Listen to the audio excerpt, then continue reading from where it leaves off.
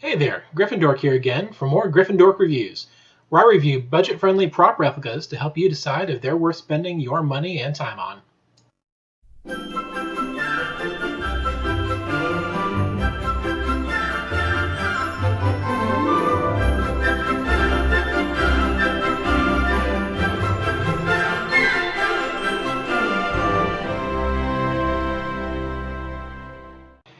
In the end of my last video, I gave you the choice on what prop replica I review next, either Thor's hammer Mjolnir from the recent Marvel Cinematic Universe, or the Pip Boy from Fallout 4, and the winning prop was neither.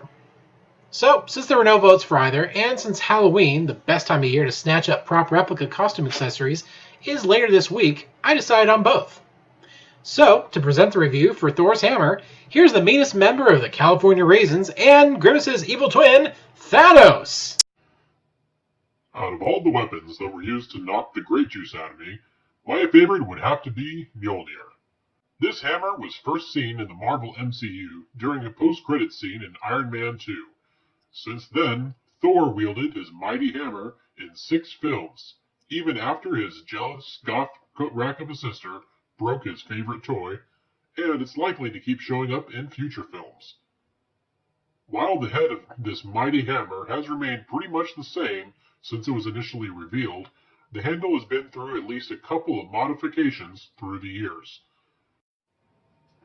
The first version of Mew Mew lasted for pretty much one film, the first Thor movie, where it was a moderately simple design of a straight handle with silver lines painted on.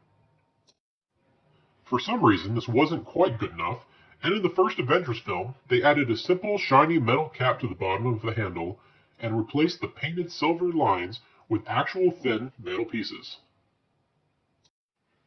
Still not satisfied, in Thor's very next film, Thor: The Dark World, they replaced the basic metal cap with a more intricate cap that had detailed designs on it.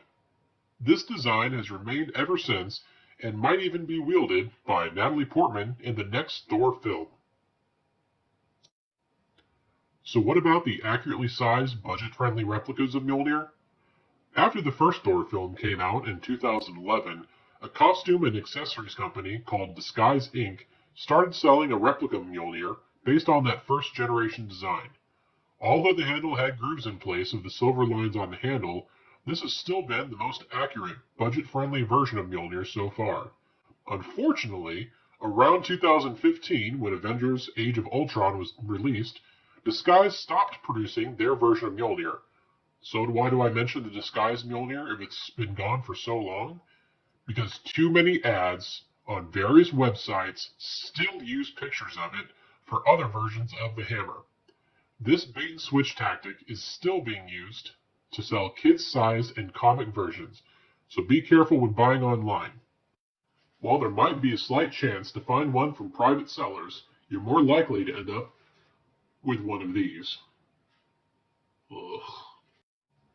Now, for those who don't want to dish out around $100 or more for a breakable resin version, or spend hundreds for an actual metal version, there's still an option for around $20. Ruby's Costume Company still sells the second-generation version of Mjolnir, the design from the first Avengers film. Although, after each new film with Thor in it, they just relabel the packaging and sell the same hammer. The Ruby's Mjolnir is sized pretty accurately, within a centimeter or two of the original prop, and has the right handle design for the version it was modeled after. You may want to use some chrome paint and glue on some leather or pleather pieces to make it look more like the real thing, but even as is, I think it's worth buying if you want your own Mjolnir. There are a few things you should know though. First is that the designs on the ends of the hammer are not sunken in like on the original prop. Second is that this section at the bottom of the hammer is completely flat, unlike the film version. Third is that the entire replica is hollow plastic. It is a thicker plastic though, but I would advise against using it in a fight. If you want a Ruby's Mjolnir, you can find it online on many websites that sell costumes and accessories, or you might be able to find them at a costume and party supply store like Spirit Halloween or Party City. Hey there, Smooth Skin. As one of the last remaining representatives of Robco Industries, makers of home and corporate robots, I'd like to talk to you about the Pip Boy 3000 Mark IV, which is prominently featured in the multi-platform game Fallout 4.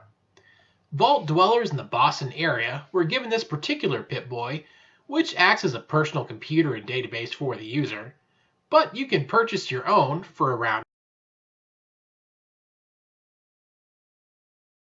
This monster version of the Apple Watch was first introduced in the first Fallout game in 1997.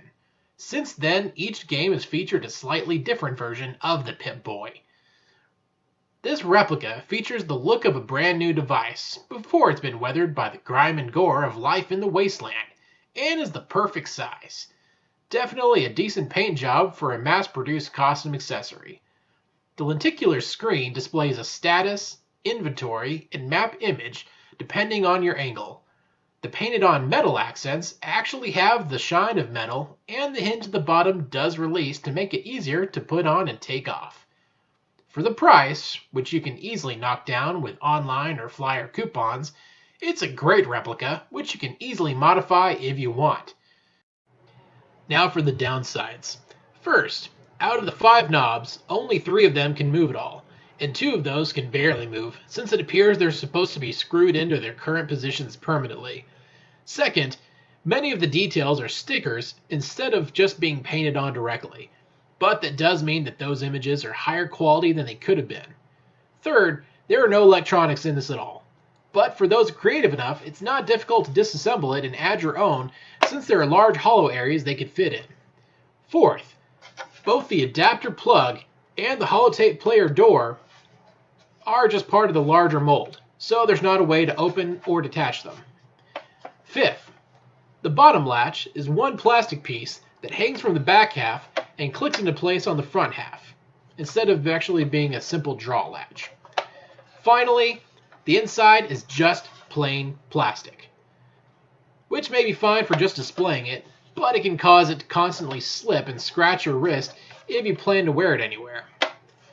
This version of the Pip Boy is exclusively sold by Spirit Halloween and Spencer's Gifts, and if you want to buy it online or in their stores, then I highly suggest you search for a coupon, since right now it could allow you to knock off about 20% from the price.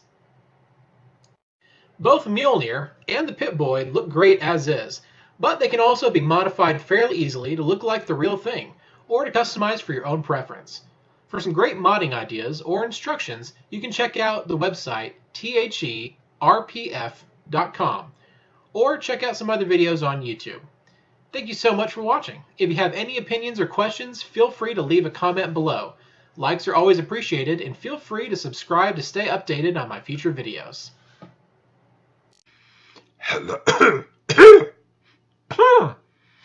Hello, my name is Beelzebub.